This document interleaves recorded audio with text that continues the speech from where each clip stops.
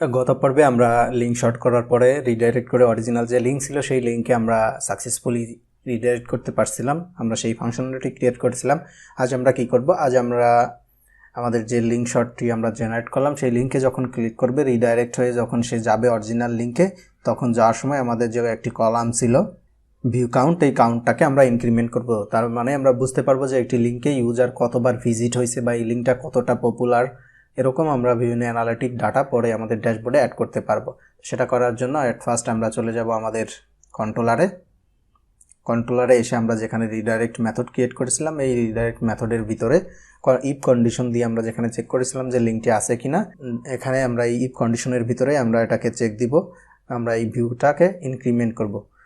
তো ভিউটাকে ইনক্রিমেন্ট করার আগে আমাদের আরেকটি কাজ আমরা করব। আমরা কম্পোনেন্টে যাচ্ছি, আমাদের Vue.js এর যে কম্পোনেন্ট ছিল ইউআরএল শর্ট কম্পোনেন্ট, এই কম্পোনেন্টের ভিতরে আমরা আমাদের লিঙ্কটি যেখানে সাকসেসফুলি জেনারেট হচ্ছে, সাকসেসফুলি জেনারেট হওয়ার পর এখানে কিন্তু আমরা একটি মেসেজ দিতে পারি যে এই লিঙ্কটি সাকসেসফুলি জেনারেট হয়ে গেছে। তার মানে আমরা একটি টোস্টার মেসেজ অ্যাড করতে পারি। তো টোস্টার মেসেজ অ্যাড করার জন্য আমরা একটি কম্পোনেন্ট থেকে আমাদের যে টোস্টার মেসেজ ছিল সেই টোস্টার মেসেজগুলো আমি কপি করে নিতে পারি। তো আমি এখানে একটি টোস্টার মেসেজ দিয়ে নেব। টোস্টার মেসেজ দেওয়ার আগে আমি এখানে একটি কন্ডিশন দিচ্ছি, if race dot data dot success, আমাদের রেসপন্সের যে কিটা ছিল সেই কিটা যদি সাকসেসফুলি হয়, যদি ট্রু হয়, তাহলে সে এখানে মেসেজ দিবে। তো মেসেজটি আমরা ডাইনামিক্যালি প্রিন্ট করব। এখান থেকে res ডট ডাটা ভিতরে আমরা যে একটি মেসেজ দিচ্ছিলাম সেই মেসেজটা আমরা এখানে ডাইনামিক মেসেজই প্রিন্ট করব। মেসেজ দিয়ে দিলাম এবং এই লিঙ্ক শর্ট ডাটাটা আমরা উপরে অ্যাড করে দিলাম এবং নিচে যদি কোনো ইরোড দেয় সেই ইরোডটিও আমরা এখানে প্রিন্ট করে দিব। এই ইফ কন্ডিশনের ভিতরে এসে, এখানে ইফ কন্ডিশনের বাইরে এসে আমরা একটি ইলস কন্ডিশন দিচ্ছি। ইলস কন্ডিশনের ভিতরে, ইলসের ভিতরে আমরা দিব this dot toaster dot error. এখানে আমরা কাস্টম মেসেজ দিব, যেহেতু আমরা ব্যাকএন্ডে কোনো ডাটা যদি সেট করছি কিনা একটু চেক করে দেখি কোনো মেসেজ আছে কিনা। হ্যাঁ, এখানে আমরা মেসেজ একটি দিয়েছিলাম যে মেসেজ লিঙ্ক শর্ট ফেল। আমরা এই ডাইনামিক মেসেজটা এখানে আমরা রাখতেছি এবং অ্যাট লাস্ট ক্যাশের ভিতরে যদি আসে কোনো ইরোড দেয়, ক্যাশের ভিতরে এসে আমরা এখানে একটি মেসেজ দিয়ে দিব। এখানে আমরা একটি স্ট্যাটিক মেসেজ দিব, স্ট্যাটিক মেসেজ দিচ্ছি। ওপস, তো এখানে আমাদের ফ্রন্ট এন্ডের কাজ শেষ। আমাদের মেন যে কাজটি ছিল আমরা ভিটি ইনক্রিমেন্ট করব। ভিটি ইনক্রিমেন্ট করা জাস্ট এক লাইনের একটা কোড, আমাদের যে কোড আছে এই কোডের ভিতরে জাস্ট এক লাইনের একটা কোড অ্যাড করব। এটা একদম সিম্পল, এই জন্য আমি আগের ওই কাজটি কমপ্লিট করে নিলাম, টোস্টার মেসেজের কাজটি। এখানে জাস্ট আমরা ইফ কন্ডিশনের ভিতরে আসবো। ইফ কন্ডিশনের ভিতরে এসে এখানে আমরা একটা লাইন লিখব, লিঙ্ক চেন দিয়ে আমরা এখানে just increment method increment call করব। কল করে আমাদের যে কলামটি ছিল ডাটাবেজে আমাদের যে কলামটি ছিল জাস্ট ভিউ কাউন্ট, এই কলামটি আমরা এখানে দিয়ে দিব। মানে প্রতিবার যখনই আমাদের এই লিঙ্কটি পাবে তারপরে ইফ কন্ডিশনে আসবে, আসার পরে এখানে এইটা ভিউ কাউন্টটা সে ইনক্রিমেন্ট করবে। লিঙ্ক চেন ইনক্রিমেন্ট মেথডটা এখানে আমরা কল করলাম। এটা হচ্ছে একটি বিল্ট ইন মেথড। সেই মেথডটা আমরা এখানে কল করলাম, বা মেথড বা ফাংশন বলতে পারেন। এই ফাংশনটা আমরা এখানে কল করলাম। সে প্রতিবারই আমাদের এই যে কলামটি আছে সেই কলামটি সে প্রতিবার এক এক করে ইনক্রিমেন্ট করবে। এটা আমাদের ইনক্রিমেন্টের কাজ কিন্তু শেষ, একদম সিম্পল, একটা লাইন অ্যাড করলে হবে। তো এটা এখন আমরা চেক করে দেখাবো যে আদৌ আমাদের এটি কাজ করতেছে কিনা।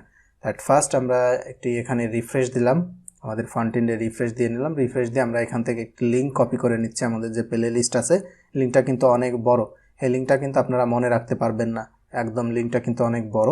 সেই বড় লিঙ্কটা আমি এখানে পেস্ট করে দিচ্ছি।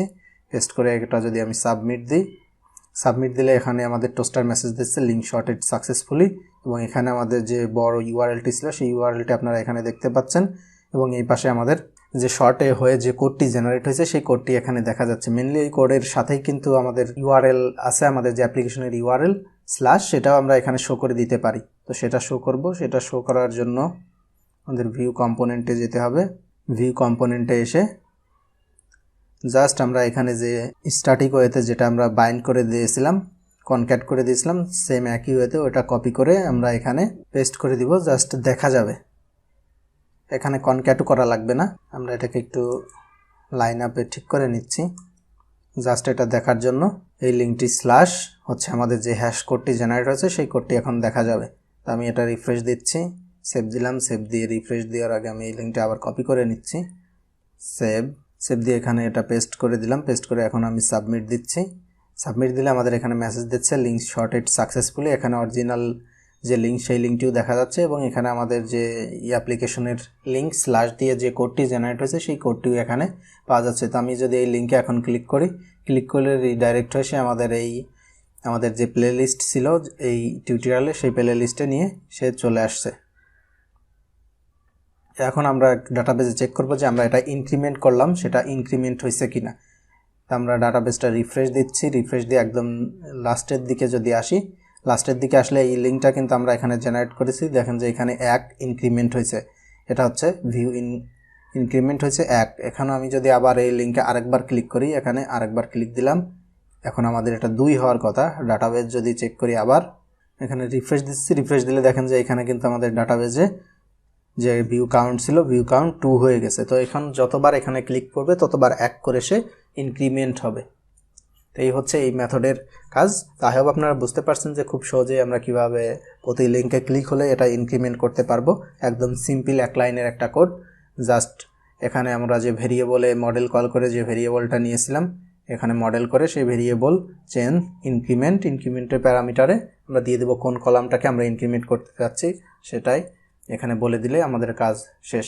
তাই হোক আপনারা বুঝতে পারছেন। নেক্সট পর্বে আমরা দেখাবো আমাদের যে সেটিং ছিল সেই সেটিংয়ের উপর ডিপেন্ড করে আমাদের এই রিডাইরেক্ট লিঙ্কটি ডাইরেক্ট লিঙ্কে যাবে অথবা আমাদের একটি রিডাইরেক্ট পেজ থাকবে সেই পেজে যাবে, যেটা আমি এর আগে ডেমো দেখিয়েছিলাম আপনাদের। তাই ততক্ষণ পর্যন্ত আমাদের সাথেই থাকবেন। যারা এখনও আমাদের চ্যানেলটি সাবস্ক্রাইব করেননি অবশ্যই আমাদের চ্যানেলটি সাবস্ক্রাইব করবেন।